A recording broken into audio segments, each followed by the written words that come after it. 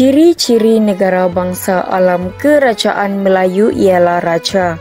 Raja merupakan tonggak utama kerajaan. Selain itu, raja dibantu oleh pembesar dalam pentadbiran. Raja juga memperoleh ketaatan dari rakyat. Raja sentiasa ditaati dan dianggap suci.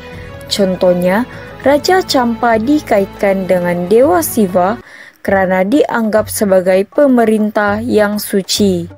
Selain itu, undang-undang yang dilaksanakan adalah untuk menjamin kesejahteraan kerajaan.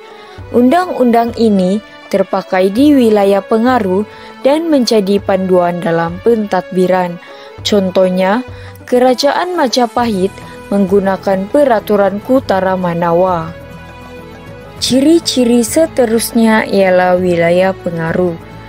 Wilayah pengaruh ialah kawasan yang rakyatnya menerima dan mengiktiraf pemerintahan seorang raja.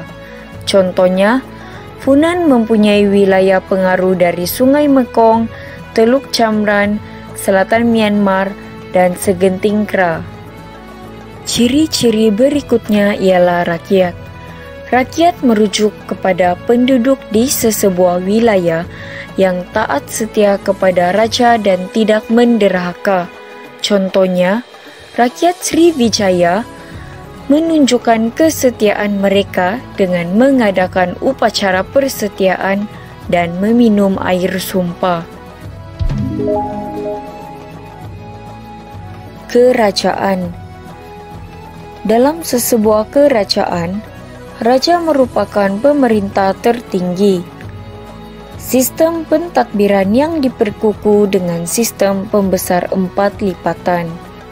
Pemerintah Kesultanan Melayu Melaka mula menggunakan gelaran sultan selepas kedatangan Islam. Selain itu, rakyat. Rakyat menumpahkan taat setia kepada raja dan mematuhi undang-undang. Hubungan timbal balik dapat dilihat melalui kesejahteraan rakyat dijamin oleh sultan, manakala rakyat mengakui kekuasaan sultan. Ciri-ciri seterusnya ialah kedaulatan. Kedaulatan ialah lambang kekuasaan tertinggi seseorang raja. Raja mempunyai hak mutlak mengawal rakyat dan wilayah. Kedaulatan Kesultanan Melayu Melaka diiktiraf oleh dinasti Ming dan Laksamana Cheng Ho dihantar untuk mengeratkan hubungan China dengan Melaka. Di samping itu, wilayah pengaruh. Wilayah pengaruh merujuk kawasan pemerintahan raja yang diiktiraf oleh rakyat. Melaka mempunyai wilayah pengaruh di sepanjang semenanjung Tanah Melayu dan pantai timur Sumatera. Wilayah ini diperoleh melalui penaklukan, naungan, dan perkawinan. Ciri-ciri berikutnya ialah undang-undang. Kesultanan Melayu Melaka mempunyai 2 undang-undang, yaitu Hukum Kanun Melaka dan Undang-Undang Laut Melaka. Penggunaan undang-undang bertujuan mengukuhkan kerajaan dan melindungi rakyatnya. Akhir sekali, lambang kebesaran. Lambang kebesaran merupakan identiti dan keistimewaan kerajaan Sultan Melayu Melaka dan simbol kedaulatan sultan. Contoh lambang kebesaran ialah adat istiadat, penggunaan warna, nobat, regalia, dan cap mohor. Dalam sistem pentadbiran, sultan menduduki hierarki paling tinggi karena sultan mempunyai kuasa dalam semua aspek, yaitu pemerintahan, peperangan, hubungan diplomatik, dan agama. Golongan kedua yang berada di bawah sultan ialah pembesar berempat. Pembesar berempat ini terdiri daripada bendahara yang menjadi ketua pentadbir, ketua angkatan tentera, dan penasihat sultan. Selain itu, penghulu bendahari yang menguruskan perbendaharaan dan keuangan.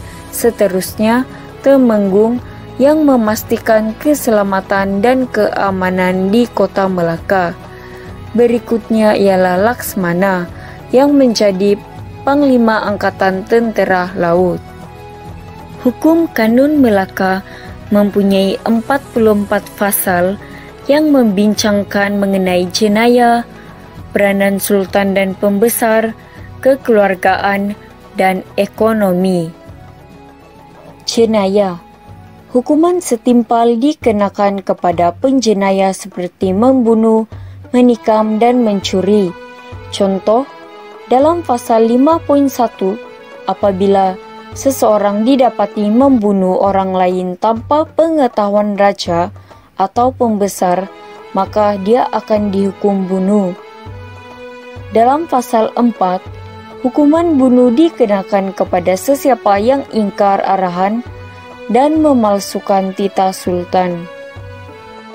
Selain itu, peranan sultan dan pembesar. Setiap pemimpin Melaka mempunyai peranan dalam pentadbiran dan mereka harus arif dalam hal berkaitan undang-undang. Contoh, pasal 1 menjelaskan tugas sultan dan 4 pembesar. Selain itu, sultan bertanggung jawab melantik pembesar seperti temenggung dan bendahara. Seterusnya, mengenai kekeluargaan. Undang-undang ini bertujuan mewujudkan keharmonian dalam keluarga dan menyelesaikan masalah yang dihadapi oleh keluarga atau soal perkawinan. Contoh, dalam pasal 26, pernikahan memerlukan 4 orang saksi. Jika tidak cukup, memadai 2 orang sahaja. Hamba tidak dibenarkan menjadi saksi perkawinan. Berikutnya mengenai ekonomi. Undang-undang ini mempunyai peraturan yang jelas untuk mengawal perdagangan di Melaka berdasarkan ajaran agama Islam. Contoh, dalam pasal 30, amalan riba diharamkan dalam urusan perniagaan dan orang yang menjalankan perniagaan hendaklah akil balik, siuman, dan melafazkan niat jual beli. Undang-undang Laut Melaka yang diusahakan oleh beberapa nakoda Melaka dan diperkenan oleh Sultan Mahmud Shah mengandungi perkara berkaitan dengan peranan nakoda, pelayaran, jenayah di atas kapal, dan percukaian. Peranan nakoda. Nakoda berkuasa penuh dan dianggap raja dalam pelayaran. Semua pihak perlu mematuhi arahan nakoda dalam pelayaran. Contoh, dalam pasal 13.1, nakoda perlu diberi keutamaan untuk berniaga selama 4 hari.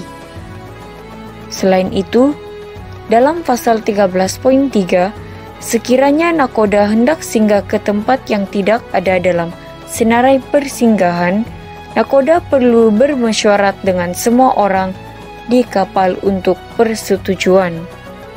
Selain itu, dalam pelayaran, beberapa pegawai lain seperti jurumudi, malim, dan juru batu berperanan memastikan pelayaran selamat dan berjalan lancar. Contoh, dalam pasal 9, seorang malim harus arif dalam ilmu pelayaran seperti mengetahui keadaan ombak, arus, dan kedudukan bulan dan bintang agar pelayaran berada dalam selamat. Dalam pasal yang sama, malim akan dijatuhi hukuman bunuh sekiranya lalai dalam menjalankan tugas yang menyebabkan perlanggaran dan kerosakan kapal. Di samping itu, jenayah di atas kapal. Hukuman diberikan kepada perbuatan jenayah anak kapal yang mencuri, membunuh dan memberontak. Contoh, dalam pasal 5, seseorang yang berkelakuan jahat dan membunuh orang di atas kapal, maka orang tersebut dikenakan hukuman mati. Seterusnya, percukaian. Dalam undang-undang ini, percukaian yang sistematik dan pelbagai cukai dikenakan dalam urusan pelayaran. Contoh, dalam pasal 6.3, Nakoda menentukan cukai yang dikenakan terhadap penumpang, yaitu 1/10 daripada hasil penumpang sekiranya penumpang ingin turun sebelum sampai janjinya, sama ada 3 tahun, 3 bulan atau 3 hari. Peranan Sultan ialah menaungi dan menjaga keselamatan rakyat negeri baginda.